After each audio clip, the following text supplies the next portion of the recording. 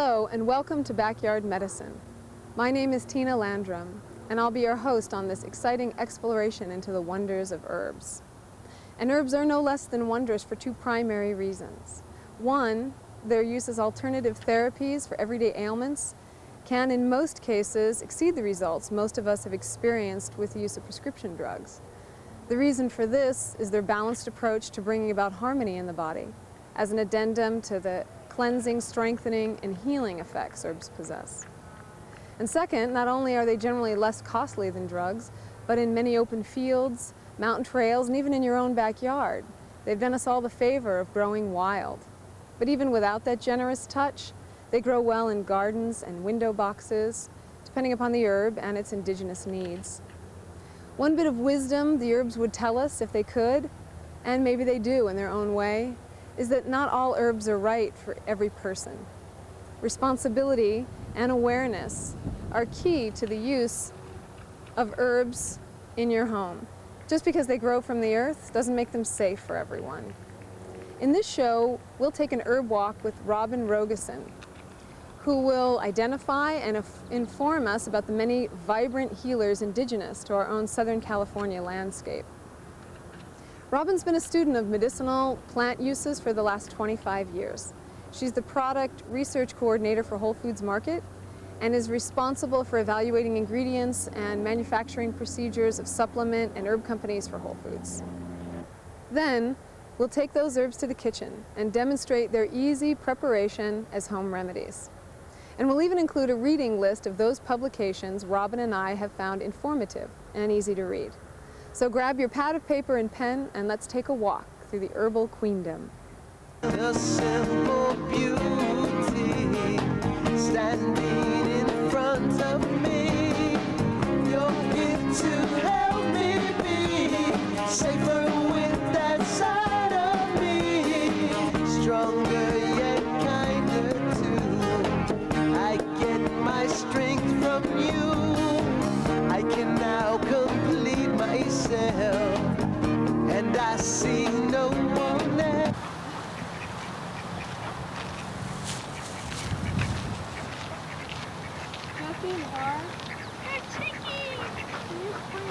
Here we are in the Sepulveda Dam Basin. We've been picking some herbs. Robin is here with me. This is Robin Rogeson from Whole Foods Market. We've taken a couple of minutes to go around and see some of the herbs growing wild, picked a few samples here. Robin, what do we have in our hands here? This is mustard that we see all over Southern California. It has seeds, which are used to make prepared mustard out of, ground, or That's ground what you mustard use in the powder. plaster, right? The seeds. And you can take the seeds, or you can take mustard powder that's made from the seeds and use it as a plaster, like you said, for a chest, for congestion, or for joints, for achy joints. It's very good for rheumatism and arthritis. That's just mixed with a little bit of hot water. Is that how they make that paste? Yeah, you could do it like that, or you could do it with aloe vera. If someone has sensitive skin, it would probably be good to use some aloe vera. Oh, okay. But water is good too. And just wrap it in cheesecloth. And make a plaster that way. Also mustard greens, which we just picked a mustard green leaf right here, is perfect to use as a salad green or steamed like you would use spinach. And it's very high in iron, and it's really good to build the blood. So that's one of the reasons why I grabbed that. How is that for digestion? It's excellent.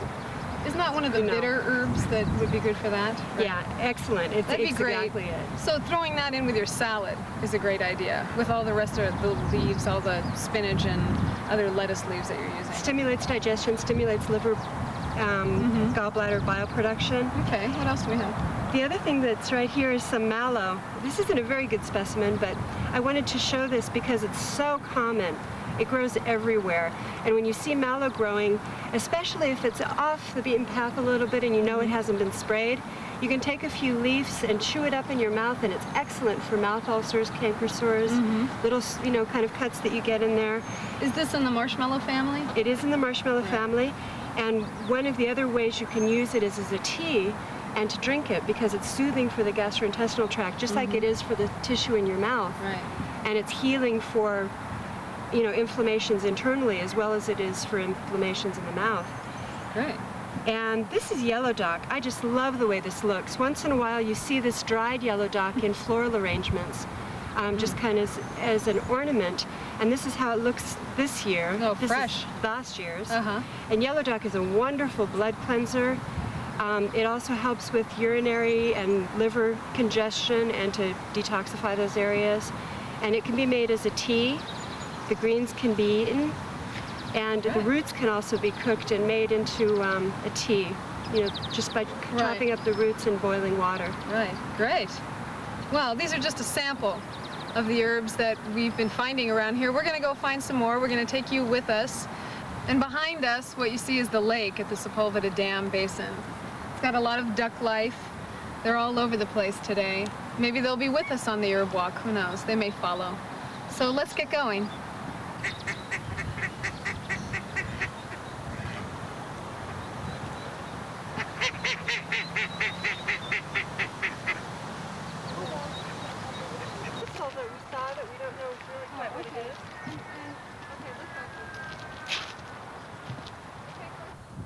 Hey Tina, did you see this fennel? Oh yeah. Isn't it beautiful? Smell. What I love about fennel is it's licoricey and it's flavorful, and you can make tea out of it, and you can chew the leaves, and they taste kind of licoricey. Yeah, I taste the sweet licorice flavor. It's delicious, and it settles the stomach. It's really good for gastrointestinal problems. You What can part also do you use? you can use the leaves to make a tea. You can use seeds and grind them up, or just use the seeds.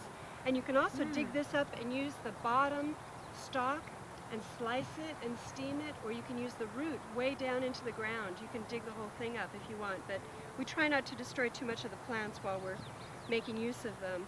So I hate to use too much root. We're not going to dig this up. No. Just want to make that clear. We're leaving the roots intact, but this is what it looks like. It's beautiful. It's very feathery. And you see this growing all over the place. The other thing that we see here is a nice mustard plant, and at the bottom you can see the mustard greens that can be picked and steamed, like we said, and eaten. And you've seen this all over. I mean, all over Southern California, not to mention all over the Santa Clarita Valley. This grows crazy. And great. Well, we'll take a little bit of the licorice. We won't tell anybody, but we'll take a little bit. We'll take it back to the kitchen and check it out there. Okay, let's see what else we can find. This is the ancient goddess soccer balls going home. Look, Mom. Look at I made you some little things I found in nature. This is great. Thank you, sweetheart. This is my herb walk stick. Thank you very much. You're welcome.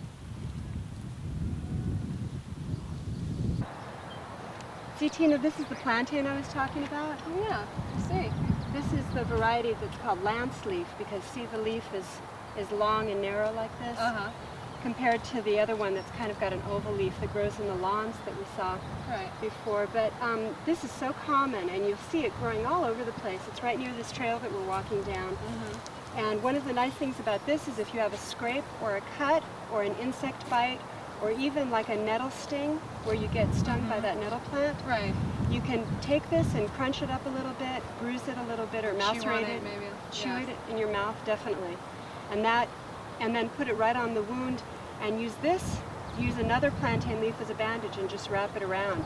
And that's something that will help that wound heal, take the itching and burning out. So what are the properties of it then? Does that mean does it have antibacterial or? It's more healing properties, and okay. Some of that mucilaginous quality that we saw with the mallow. When you chew it up in your mouth, you get that mucilaginous quality. It has that healing, soothing kind of characteristic. And if you can also make a tea out of this and drink it and have that healing, soothingness. Do you make it out of the fresh leaf, or? Oh, good. I would make this one out of fresh leaves. But I just wanted everyone to be able to see this, because it's something that you see so commonly and may not know what it is, but it's definitely useful. Yeah, and here's that mustard again. It's everywhere. But we'll take a little bit. We'll take it back to the kitchen and check it out there. Welcome to the kitchen.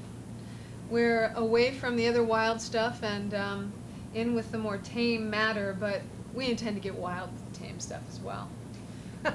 We have a few things to tell you about here. Robin, you had a great quote when we were walking around. A friend of yours, something she told you. There's a wonderful herbalist in Boulder, in Colorado, who said to me once, you should eat a little something wild every day. We eat so much food that's been hybridized And you know, year after year and generation after generation, there's not as much energy in the food.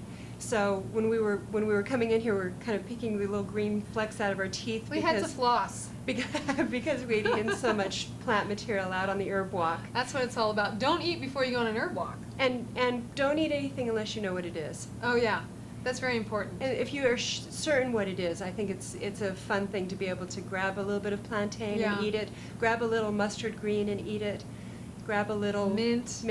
Lovely mint and fennel, and all those things were yummy. Yeah. So, and yeah, I mean, you could make a sandwich out there, basically. and you know, a bottle of water and an herb walk, and you're there. There you go. Okay. Well, and we have lots of lovely herbs. We didn't see all of these when we were out there today, but we have brought little rosemary. I brought my lovely rosemary plant from home. This is Al. This is Robin and everyone. Al's a great friend of mine. I water him a few times a week, and you know, just rubbing past him, just going around him and pushing aside leaves is aromatic. And it's left on my hands afterwards. It's really lovely. The essential oils are really pungent. And the essential oils are the active therapeutic property of the plant, and they do so many things. You can kind of use it head to toe and everywhere in between. Yeah. Internally, it has antioxidant properties. Right. It has stimulating properties, so it can stimulate your body's ability to think clearly. You take a few of the leaves and crush them between your fingers and inhale them. That's what we were just doing. And now I've got rosemary all over my hands, and it smells wonderful, and it gives you that energized kind of feeling from it. Definitely. So in the bath would be great. In a tea would be great. You were talking about with the rolling them out just a few minutes ago, rolling out the leaves for a... What I like to do is take a piece of cheesecloth and spread some rosemary leaves on it, fresh, and just take a rolling pin and bruise them, roll it back and forth a few times, and then roll up that cheesecloth all together and put it under the faucet in the tub. Right. And then it runs through, and you get that really wonderful smell throughout the whole bathroom. I'd want to dip down under that water, I think. Oh. I just wanted, like, immerse in it. Yes. Yeah. Yes. And that's what's really nice about it is it has they know that smells actually affect your body internally. And change your body internally and are therapeutic. So I mean, just smelling things cooking in the kitchen will bring people running. That's right. And also talk a little bit about rosemary and its. You were talking about its antioxidant properties, but in supplements it's being used now. What they're finding is rosemary can be used instead of BHA and BHT, which are possibly carcinogenic preservatives, as preservatives. So if you have something that's oil-based, like vitamin E or vitamin A, that putting a little bit of rosemary oil in there may help prevent the Decomposing. That's it, hon. Don't worry about it. Just go right on through. Decomposing of the nutrients themselves. Yeah. So the nutrients themselves don't degenerate. Right. It's an antioxidant is just keeping everything whole and valuable like that. And research is being done on those antioxidant properties in human health as well. And we have a recipe too. We have a recipe for rosemary oil, using it as a hair oil. They do sell this in the store. It's quite expensive. You don't have to pay that kind of money for it. This recipe, get ready to write this down. Okay, this is a good one. All you need is 2 tablespoons of dried rosemary, but Rob and I were talking and we thought you could use fresh. Why not? If you got it growing, why not use fresh? And you'd probably break it up, or wouldn't you? Do you think you would just break it up a little bit before you put it in the oil? Definitely. You use 2 tablespoons of that and a half a cup of olive oil. And those are the only 2 ingredients in the recipe. You're going to mix them together, and you want to heat them gently. You can do it in the microwave, you can do it on the oven, on the stove top. It doesn't really matter, but you don't want it to boil. Never boil olive oil. It scorches, pretty much. It ruins the properties of the olive oil. And then you cool it and let it sit for 2 or 3 days in a clean bottle. And you use that, you would work it into your hair either right before you shampoo, right? Or you could leave it on longer than that. And you could strain it through cheesecloth or strain it through a coffee filter to get that's the right. You pieces have of to get all the rosemary pieces out, so you're not picking them out of your hair. You don't necessarily have to. I mean, you could comb it out. But if you strain it out through a coffee filter or through cheesecloth, and then you can just use that as a scalp massage, and it stimulates hair growth, just like it stimulates your mood, just like it stimulates your digestion. Right. Just so like it's bringing blood to this area then. Exactly. Okay, so that's how it's helping with hair growth. Exactly. It's a wonderful plant. You just can't say enough about rosemary. I mean, and then we could go into the whole thing about cooking with it. Cooking with it is a whole other show, because I pull it off and throw it into everything. But we'll save that. we'll come back to that later. Everyone should have their own rosemary plant at home. It's true. So, our next herb is mint. Oh boy, well, mint's everywhere. You can get all kinds of mint. There right? are lots of different varieties, hundreds probably of mint. Yeah. The way you can identify mint when it's growing out there and you're not sure if it's in the mint family or not, you feel the stem. And mint always has a square stem instead of a round stem. Yeah. It's very distinctive. It actually has a ridge right down the side over here, a couple of different ridges on the corners like that. And yeah, you can just, well, of course, the first thing I do is just pull it off and smell it. You'd smell it too, but I mean, that gives it away. But this is a lovely one. This is great for digestion. Any kind of digestive problems, right? Are there any in particular? I think it's especially good for indigestion caused by overeating or indigestion caused by maybe bad food combining. You can use it for children because it's very safe, and you can also use it for elderly people because of its safety factor, but it is very effective. And usually what I do is I just tear up the leaves, get some boiling water, pour the boiling water over the torn up leaves, and then cover it with like a saucer. Right. And then that prevents the essential oils from dissipating out of it, because you do want the essential oils. That's the therapeutic part of the plant. And you know, remember, every time you make an herb tea, you always want boiling water. You know, I always like to see the water boiling before I pour it over there, because everything has to, the herbal compounds and the volatile oils that are in there have to be released with boiling water. So if you're using lukewarm water out of the tap, you're out of luck. You're not going to get all the active components out of the plant. No. And keeping, all you need is a little saucer over the top of it to hold those essential oils in. And even if you just steep it for 5 or 10 minutes, you'll get a really good cup of therapeutic tea. And in the summertime, you can ice it. I mean, I think that would be just as good, putting it in the refrigerator. And sometimes what we do is we make a big pot of really good, strong peppermint tea or spearmint tea and put it in an ice cube tray and just pour it in there and make ice cubes out of it. And then you can even have a little bit of mint flavor in lemonade, or a little bit of mint flavor in your own iced tea. That's a great idea. There you I never go. thought of that. And I have a recipe. There's a recipe in this book. We're going to show you this book at the end, the cover, so you can identify it and make your own recipes. This is a dandruff rinse using mint. And it calls for a half a cup of apple cider vinegar, a half a cup fresh or a tablespoon dried mint leaves, and a cup of boiling water. Very easy.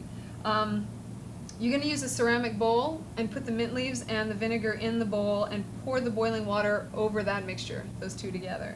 You let it cool, and then you strain out the mint leaves, and then you're going to use that solution as a final rinse after you shampoo. You probably want to rinse it again with cool water after that, just to kind of remove the little, you know, vinegary, minty smell. Right. And what it's doing is it's getting rid of all the dead skin cells that are on your scalp. Yeah. And it's much safer than using the harsh chemical kind of shampoos and things that are used for dandruff these days. Yeah, if you're sensitive to any of that kind of thing, this is a wonderful thing too. And it's a good feeling not to have the other stuff running down the drain. You know, I think we're getting a little bit more environmentally conscious about those types of things. And if you can do one more thing that helps, if something's running from the river to the ocean and it's just got vinegar and mint leaves in it, it's not causing too much trouble. No, not at all. No. And what was it? And you know what I would say, though? I would say you want to be careful with the rinse and not get it in your eyes. With the Don't you vinegar, think? yeah. Yeah, it One can be a of the little dries. caustic that way. So, but it's a great recipe. And fennel is our next one. We ran into fennel on the herb walk, if you remember. It was a lot taller. This is a baby, but very healthy and very happy. And we tend to be leaning towards all the digestive herbs. Somehow, that's what we're finding.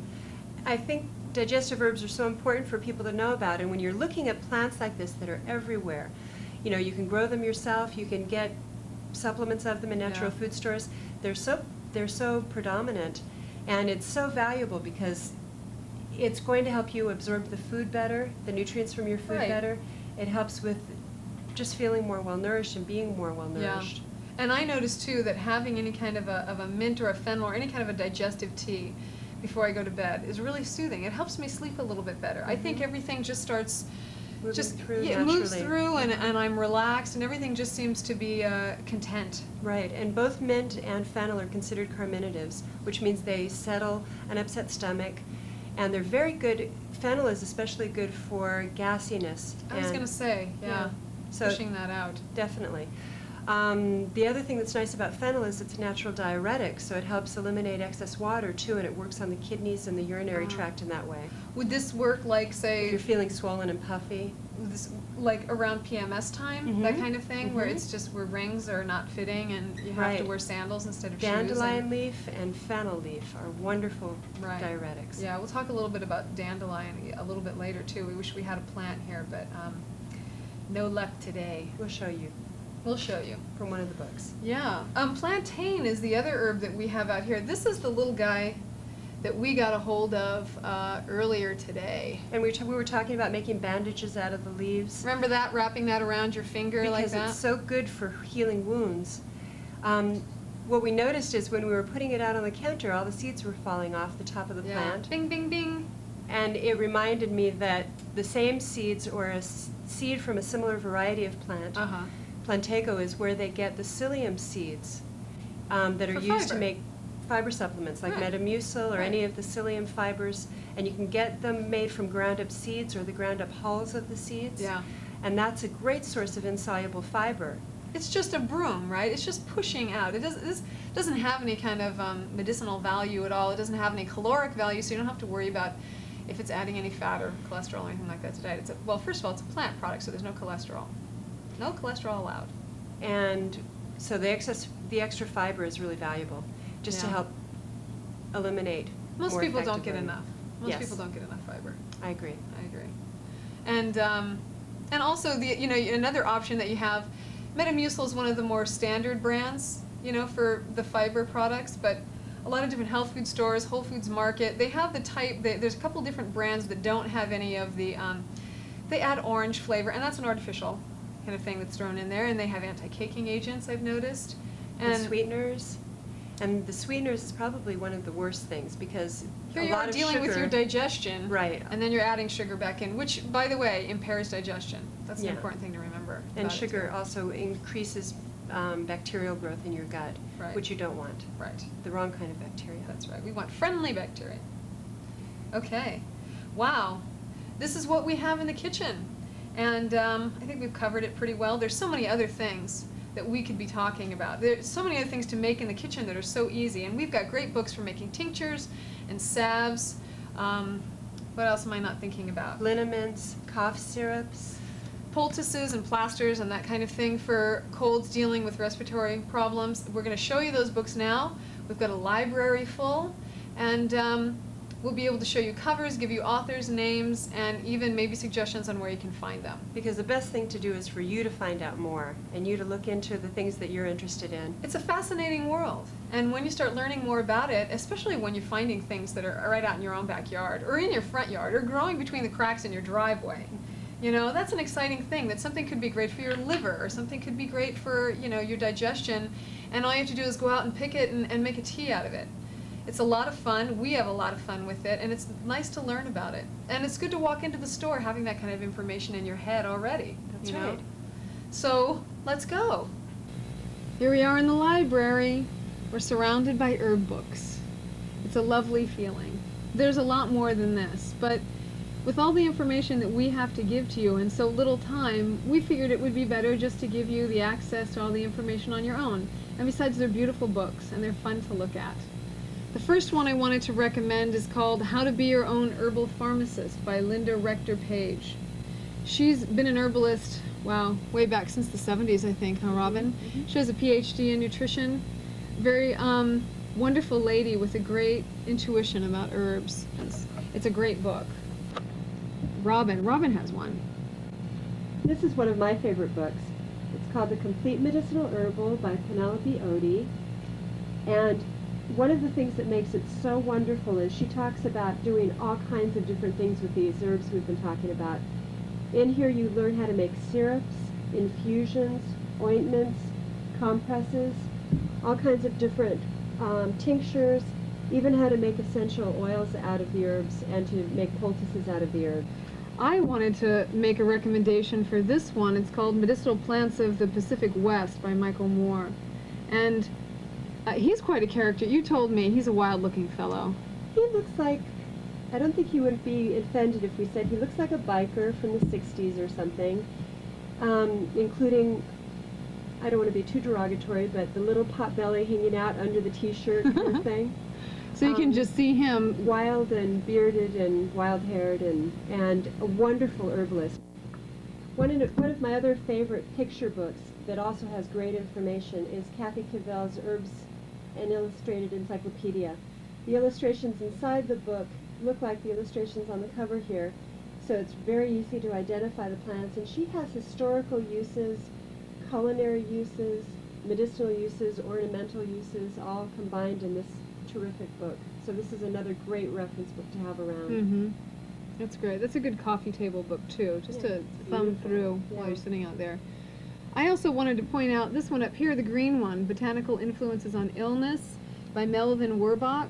This is more of a source book for clinical research. This is for when you want to be able to access the information that has been gleaned from the scientific studies, and it will give you, it's not written in the layman's terms, I don't think, to the same extent that some of these other books are. I mean, not that it's impossible to read, but it would be for those people who have a real serious need for the clinical information. Especially people who are more seriously ill and they really want to look for alternatives to the drugs that their doctors are recommending. Right. One of the other good things about this book, and some others that we have here like it, are that you can actually take the book to your doctor and say, see, there are scientific references on the use of this herb for my condition. Yeah. In a lot of cases, they just don't know that they exist. Right.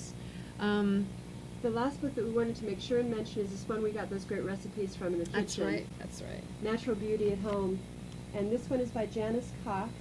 And it's great because she definitely has recipes for the hair, for the skin, cleansers for all over skin, the body, moisturizers, as well as balms and liniments and ointments and things that can be used more medicinally. But she brings a lot of fun into it because she has things that feel great on your skin and make your hair smell wonderful and that kind of thing. This is a great gift book for any woman that you know. You know, that's a lot of fun to just spend some time in the kitchen with that.